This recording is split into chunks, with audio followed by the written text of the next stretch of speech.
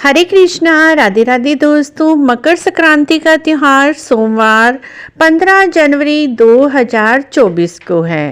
इस दिन भगवान सूर्य देव मकर राशि में प्रवेश करते हैं। साथ ही आज के दिन बहुत सारे नियम और नेक किए जाते हैं। एक दिन के, 7 दिन के या फिर वर्ष भर के लिए भी बहुत सारे नेक नियम उठाए जाते हैं। उन्हीं में से एक आपकी रिक्वेस्ट पर हम दहलीज पूजन की नियम की जानकारी आज आपके लिए लेकर आए हैं। मित्रों, भगवान के मंदिर में दहलीज की पूजा कैसे करनी चाहिए, कब करनी चाहिए और इसका क्या फल मिलता है, किस प्रकार इस पूजा को किया जाता है। मित्रों, दहलीज पूजा बांके बिहारी जी के मंदिर में स्पेशली करनी चाहिए।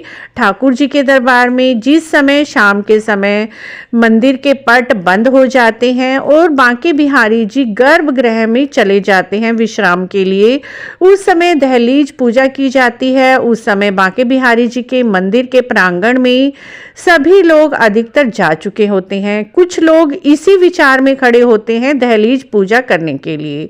यदि आपको गोस्वामी जी से वहां पर पूजा करानी है तो वहां पर लगभग 150 गोस्वामी जी की ड्यूटी लगी हुई होती है बांके बिहारी जी की सेवा के लिए। और यदि आप उनसे पर्सनली जाकर बात करते हैं तो वो आपको सामान लिखवा कर दे देंगे। दहलीज पूजा वो खुद कराएंगे।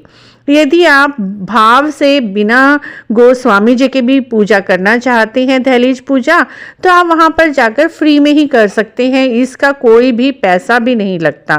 दहलीज पूजा के लिए आपको दहलीज पूजन के लिए सबसे पहले तो इत्र सेवा करनी चाहिए। इत्र गर्मियों में अलग अलग तरह के आते हैं, चंदन का इत्र, गुलाब का इत्र और कई तरह के मोगरे के इत्र वगैरह बहुत सारे इत्र आते हैं और सर्दियों के अलग इत्र होते हैं।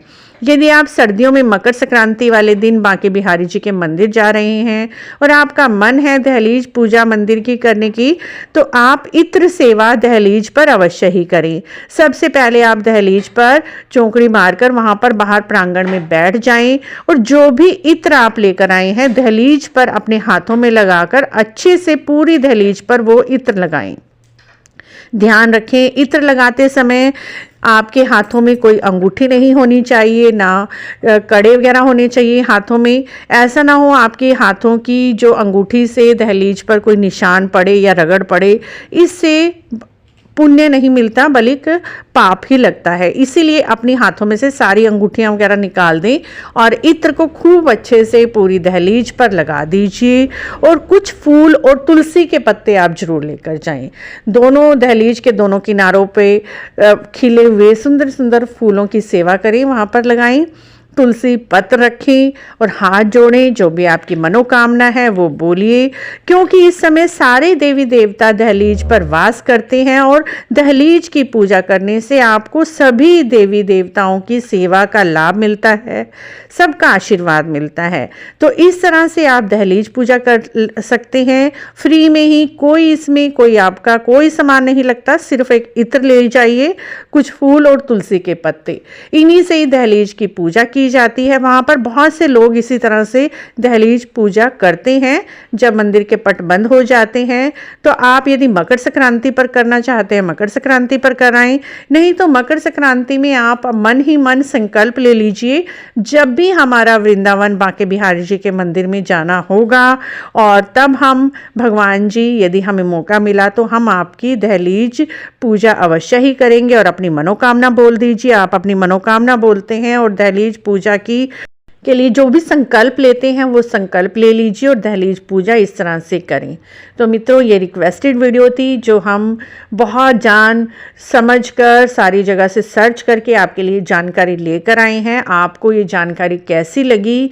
अगर अच्छी लगी है तो आप जरूर ही जब भी आपको मौका मिले दहलीज पूजन इस विधि से अवश्य ही करें। दहलीज पूजन करने से आपको मन में इतनी अच्छी अनुभूति होगी कि आप उनके शब्दों में भी उस अनुभूति को बयान नहीं कर सकते। आपको आशा है आज की ये छोटी सी जानकारी अच्छी लगी होगी। यदि अच्छी लगी है तो please like, share, subscribe. Radhe Radhe दोस्तों।